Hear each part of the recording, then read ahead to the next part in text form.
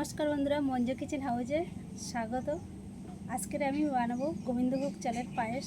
আজকের আমার ছেলের জন্মদিন, সেই জন্মদিন উপলক্ষে ওর পছন্দ পায়েস আজকে বানাবো। তো আমি ভাবলাম যে আপনাদের কাছেও শেয়ার করি, যেহেতু যেভাবে আমরা বাড়িতে বানিয়ে খেয়ে দেখি বা আমার ছেলে যেটা পছন্দ করে সেটাই আপনাদের কাছে শেয়ার করছি। আপনারা পুরো ভিডিওটা দেখতে থাকুন। রান্নাঘরে চলে যাই, রেসিপিটা শুরু। পায়েস বানানোর জন্য এখানে 50 গ্রাম মতন গোবিন্দভোগ চাল নিয়েছি। যেই পরিমাণে করব সেই পরিমাণ মাপ মতোই আমি নিয়েছি। আর এখানে কাজু আর কিশমিশ আছে, এগুলো আগে ধুয়ে পরিষ্কার। চালটা কিন্তু বেশি ধোবো না, একবারই ধোবো, যেহেতু গোবিন্দভোগ চাল বেশি ধোয়া লাগে না।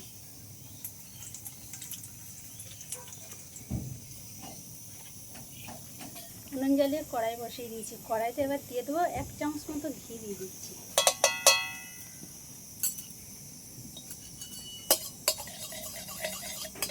ঘিটা ভালোভাবে গলে গেলে, ঘিটা গলে গেছে, এবার আমি কাজু কিশমিশটা একটু হালকা করে ভেজে নেব। কাজু আর কিশমিশ হালকা করে একটু নেড়ে চেড়ে নিয়েছি। এবার আমি এগুলো তুলে নিচ্ছি। আবারও 1 চামচ ঘি দিয়ে দিলাম।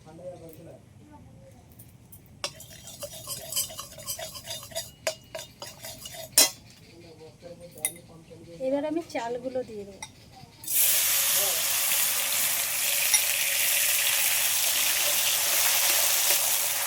চাল আর ঘি সব একসাথে একটু হালকা নেড়ে চেড়ে নিয়েছি। এবার আমি এখানে আগে দিয়ে জাল করে রেখেছিলাম 1.5 লিটার দুধ, গরুর দুধ, এটা দিয়ে দিচ্ছি।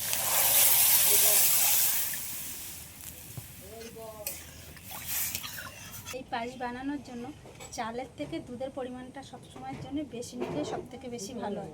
তো আমি এখানে 1.5 লিটার দুধ নিয়েছি। এখানে যদি 2 লিটার দুধ হয় সব থেকে বেশি ভালো হয়। তো আমার ঘরে ছিল 1.5 লিটার, ওটা দিয়েই আমি বানাচ্ছি। লাস্টে আরেকটা জিনিস আমি দেবো, দিলে এটা মেকআপ হয়ে যাবে। আমি কিন্তু এই পায়েসের মধ্যে অল্প করে একটু লবণ দিচ্ছি। মিষ্টির মধ্যে কিন্তু একটু লবণ হলে কিন্তু খেতে ভালো লাগে। যারা মোটামুটি পছন্দ না করে তারাও নাও দিতে পারে। আমরা এটা কিন্তু দিই সবসময়, ঘরে বানালে এরকমভাবে ভালোই লাগে খেতে এইভাবে করলে। আর এই পায়েসটা বানানোর সময় কিন্তু একভাবে কিন্তু এইভাবে খুন্তিতে নাড়তে হবে, নাহলে কিন্তু তলায় লেগে যাবে। তা সিদ্ধ হয়েছে কিনা আমি এবারে দেখে নেবো। এটা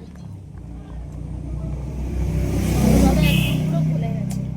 এইবার আমি এখানে 100 গ্রাম বাতাসা নিয়েছি।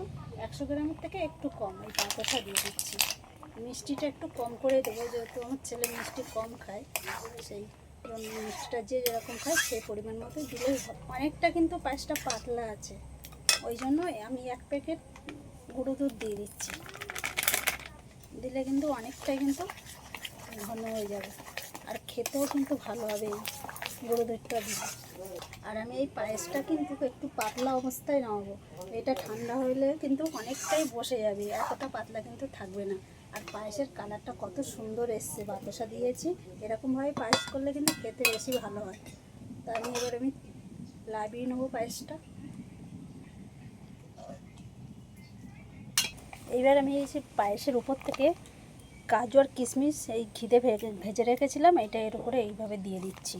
আর একটা কথা বলা হয়নি, যে সব সময়ের জন্য পায়েস বানাতে গেলে চালটা ভালো করে সিদ্ধ করে নিতে হবে, নিয়ে তারপরে মিষ্টি দিতে হবে, নাহলে কিন্তু চাল আর সিদ্ধ হবে না, পুরো গোটা গোটা থেকে যাবে।